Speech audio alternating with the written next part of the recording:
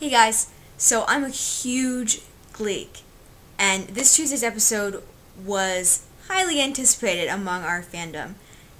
And because I'm obnoxious and I need to put my 2 cents in, I wanted to review Tuesday's Michael episode for you guys.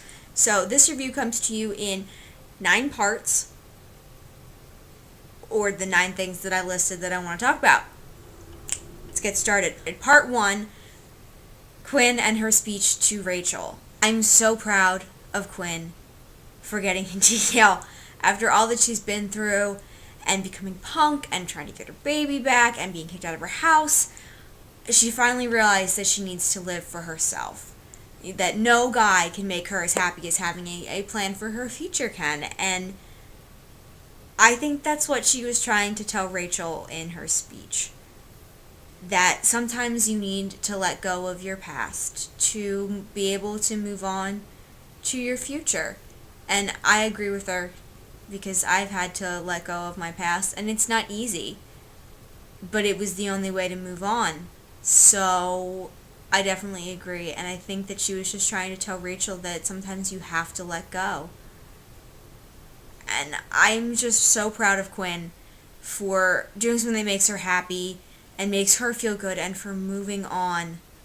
And her character development has been awesome this season, so I was really happy about the whole Quinn thing. Part 2. Burt Hummel as the best father on television.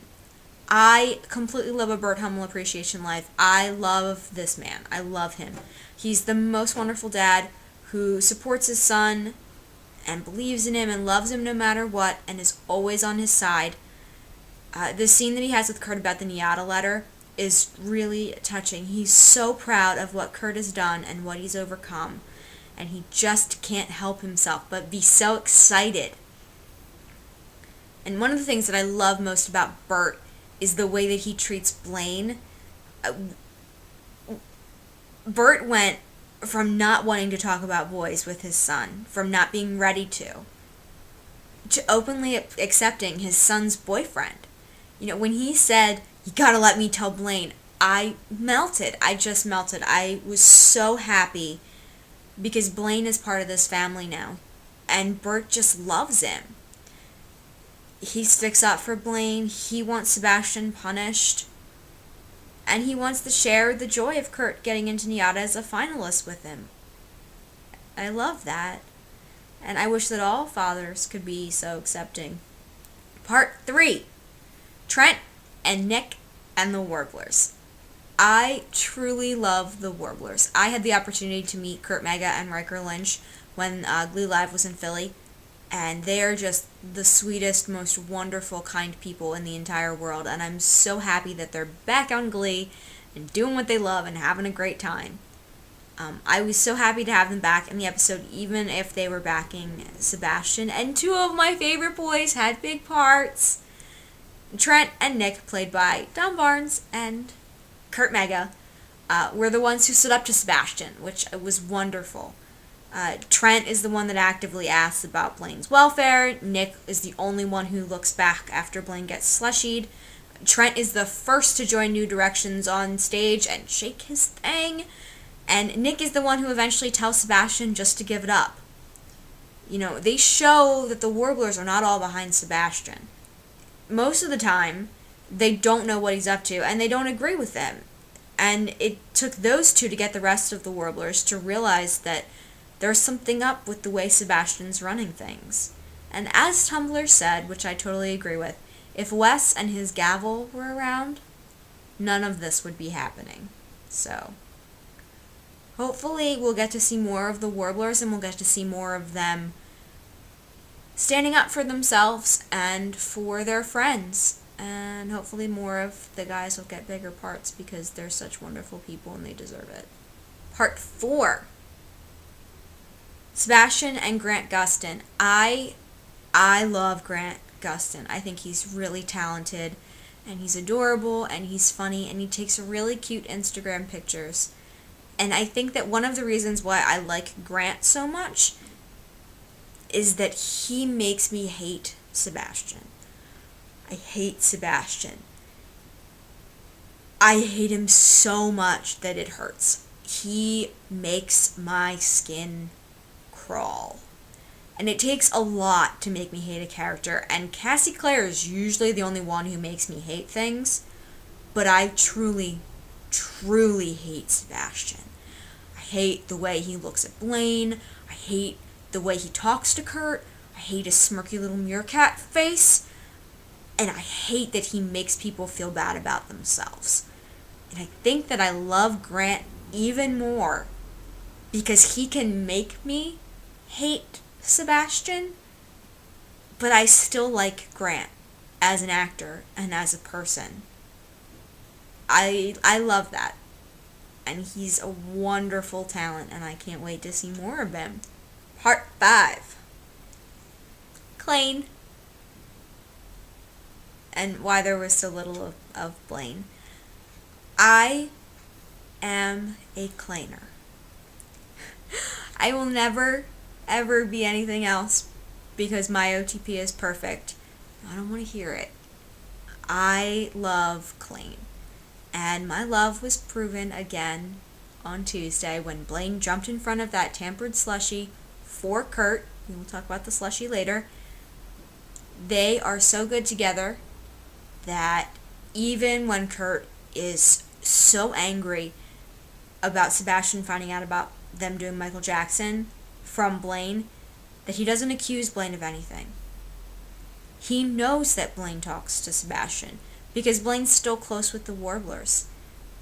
He's just upset, and Blaine is devastated because Kurt's snapping at him and now everybody's upset at him. He didn't mean it. And then after Blaine gets injured, you can see on Kurt's face how much it hurts him to have Blaine be hurt.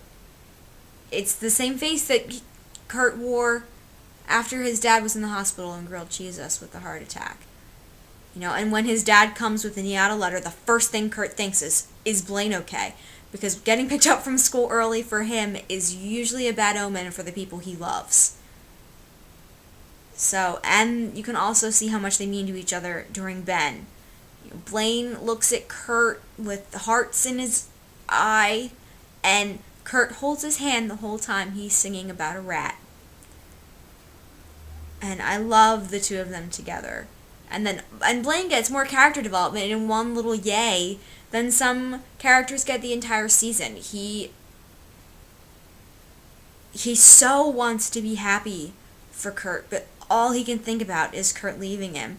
And his happiness is pained, and it sucks for him. And then on the acting side of Klaine, Darren Criss is the only man in the entire world that can look completely and utterly in love while wearing an eye patch. Testament to Darren's impeccable acting skills. And like the rest of Blaine's fans, I too was upset that there was so little of Blaine in this episode. And then I remember that he was in New York, and I got to see him on Broadway, which was awesome. And I realized that I just have to suck it up and move on because he's back. Part 6. Scream. Oh man. I will take as many dream sequences they can throw at me if it means that Kevin McHale and Harry Shum get to dance together. If you didn't see the Scream sequence, I will link to it below because it is awesome. And even if you don't like Glee, you should watch it because it was awesome. And they got to use the sets from the original Scream video, which was so cool, and it was just a really neat like dance showpiece in the middle of the tribute episode. And I thought that the whole thing fit with how Artie was feeling. He had just made this speech about how he was feeling, you know, kicked and upset, and that nobody listens to them, and that no matter what, people are still mean to them. And he was feeling angry and frustrated, and I think that the song really made sense with how he was feeling, and that this was how he was dealing with it in his head. And I loved that it was so much like the Scream video. I just loved that I got to see Harry and Kevin show off their dancing skills because they're amazing. They're incredible dancers, and it's really cool to get to let them, you know, show their stuff. So this is probably my favorite performance of the whole episode, just because it was so different and it was so much fun. I really loved it.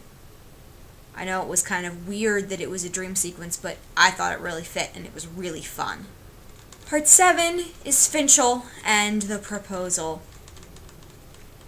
I have a lot of feelings about this proposal, and the one that I seem to be able to get out most is that I'm just really angry at it.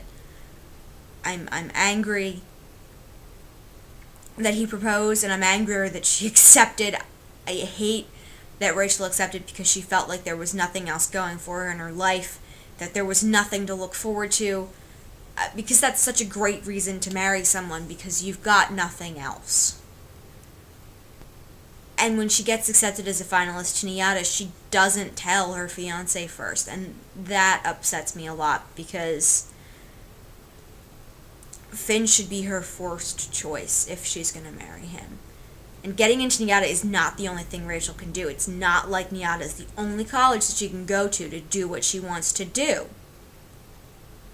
You know, it's not the end of the road.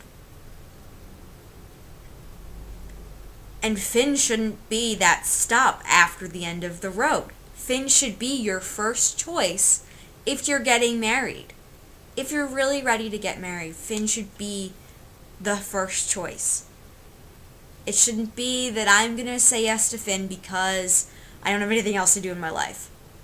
It should be I'm saying yes to Finn because I can't do anything else in my life without him. So I don't know. It makes me sad and upset to see these characters making these decisions without any parental input or any input from people who care about them and worry about their futures. Because I know that Bert would have something to say about it, and that Carol would have something to say about it. And even if Finn went and talked to Mr. Shu, that he would have something to say. And I just really wish that they had gone into it differently, because it makes me angry. I'm a bad person. Part 8. Jim Cantillo's Glee cap. I love Jim Cantillo's Glee caps. They're hysterical. So if you haven't watched any of them, you need to go watch them, because they're just very funny. I love them.